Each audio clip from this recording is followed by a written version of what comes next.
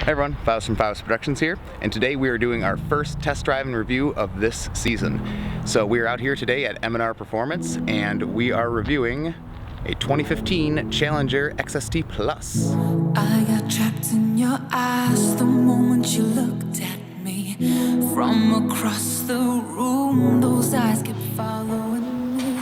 Something popped in my brain, oh baby, only you. Feels like I'm going insane.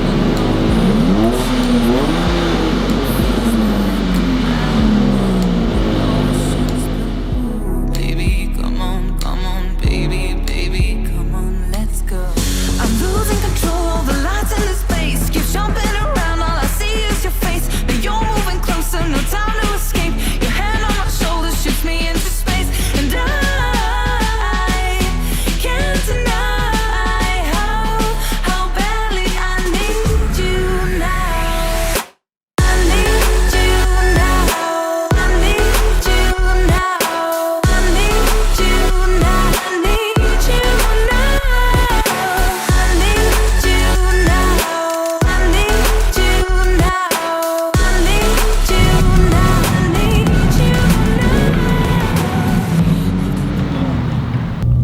So first impressions of this car, I mean, you know, it's the V6 model, which obviously it's not the V8 model, doesn't have the same amount of power, but really, you know, making 305 or so with 280 foot-pounds of torque, that is perfectly okay if you're not looking to get a car that has to go like stink 24/7.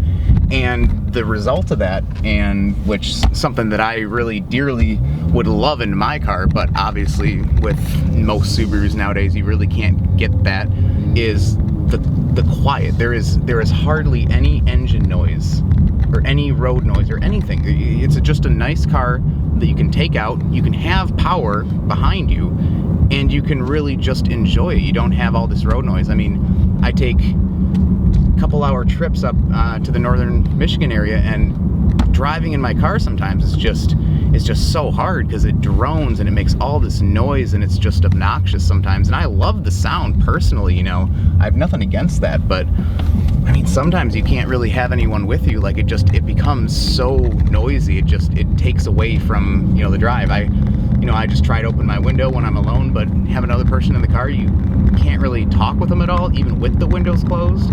And that's just something that I really do enjoy when you have cars that are built with the proper engineering, that really they sound good, they go good, but they don't have to make a ridiculous amount of noise. So that's why, honestly, I wouldn't be opposed to ever getting a V6 muscle car, just because of the fact that it's one of those nice cars that you can just drive around and you don't have to be showing off 100% of the time. So, you know, that gets an A+ in my book for that. So as far as the suspension, the drivetrain, as far as I can tell, very responsive, nice leather steering wheel. I have nothing to complain about here.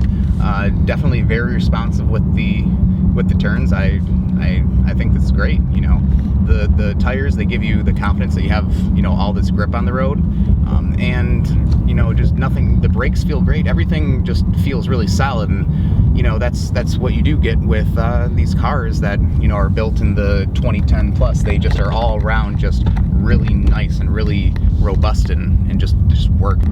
With this, definitely a nice car to have, a great looking car that does have power, and you can, you know, feel confident that this car is going to go exactly where you want it to go and do exactly what you want it to do. So obviously what a lot of you would like to probably know is, how does it handle with the power? So we're doing about, let's say, 50 miles an hour right now on a 70, so let's just see what it looks like at the 70.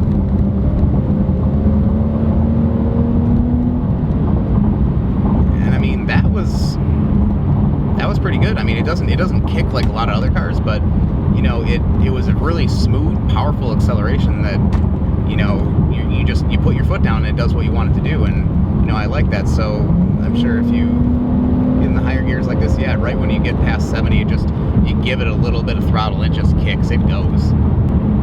So now, I don't like to bag on the cars that I drive really at all, but I always do have some cons that I like to give just as a sort of unbiased type of opinion. With what I said about the acceleration being, you know, great, it obviously, I've driven a lot faster of cars. It really doesn't have that much mustard behind it. It struggles a little bit. It's not like the V8 models. It's not like the SRT models. It doesn't go quite as much. I mean, obviously, it's a fraction of the price. You know, you don't buy these cars to get that massive amount of power. You can buy them to look good. You still have some mustard behind it, but, you know, it really is just a nice car to have if you want to have a nice car and you don't care too much for having the SRT model power and the SRT model price.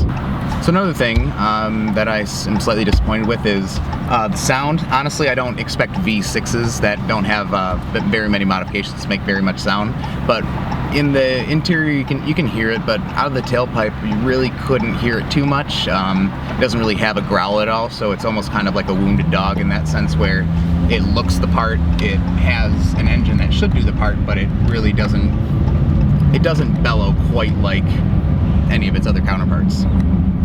Another drawback, while I said that it had a very large windshield, it has an incredibly long dash. This thing is absolutely massive. Like, I could fit, you know, a Thanksgiving dinner on this dashboard, and then out the front you just got this huge hood with this relatively large. It does make it slightly harder to see anything in my direct eye line right here, so it is a little tricky, but there's just so much up here in front. There's so much real estate. So, in review, we've gone over everything in regards to the power, the way it steers, handling, likes, dislikes about it, different looks of the car. And when it comes to the final question, would I buy this car new?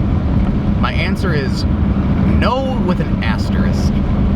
I would not buy it new, but I would very much consider buying this new for either my girlfriend or maybe even getting it as a car to drive that has good looks for a cruise or a vacation or some sort of trip. I would want to get it maybe a year or two old because I don't feel like you can really beat on this thing too much. So I'm not too concerned about any previous owners on it. So I wouldn't be opposed to buying this car used maybe 30, 40,000 miles. I feel like it would still be a well put together car, decent car, and you get a lower price and there's no real differences, especially if you're getting it for what you're getting it for. You're not really getting it because buying it new is not necessarily going to offer any benefits. Some people like to buy it new no matter what, you know, all power to them, but personally I wouldn't be opposed to buying this thing now, this 2015 model in 2017, and I feel like I get it for a good price and get a decent car that I can go on decent trips with and still look great and still have some power on the hood. That's, you know, a perfect package.